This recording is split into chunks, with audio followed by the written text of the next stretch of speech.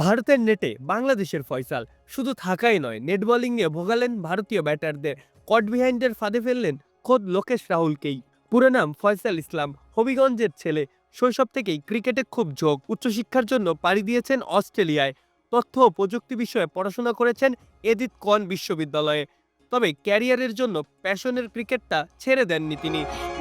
পার্থের royal Bengal's দলের হয়ে খেলছেন। এটা একটা বাঙালি কমিউনিটি ভিত্তিক দল, যারা পশ্চিম অস্ট্রেলিয়ার বিভিন্ন মেজর টুর্নামেন্টে অংশ নেয়। গেল বছর দলের সেরা উদীয়মান তারকাও ছিলেন ফয়সাল। ভারতীয় নেটে ফয়সাল সহ রয়্যাল বেঙ্গল দলের বেশ কয়েকজনের ডাক পড়েছিল। সেই সুবাদেই ফয়সাল ঘণ্টাখানেক বল করেছেন নেটে, যেখানে অনুশীলন করেছেন বিরাট কোহলি, রবীন্দ্র জাদেজা, ঋষভ পান্ত, লোকেশ রাহুলের মতো ব্যাটাররা। এক পর্যায়ে জাসপ্রীত বুমরার সাথেও আলাপ করার সুযোগ পান। বুমরা থেকে ফুল লেন্থের বলগুলো কমিয়ে শর্ট লেন্থে মনোযোগ দিতে বলেন। কাজও হয় জাদুর মতো।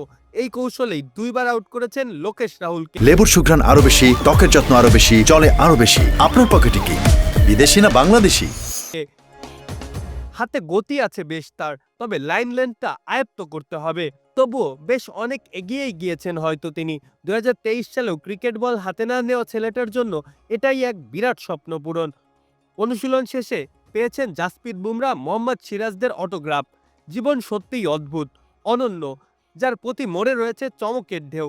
তেমনই এক ঢেউ এসে পাল্টে গেল ফয়সালের জীবন। মাহফুজ আহমেদ, খেলা ৭১।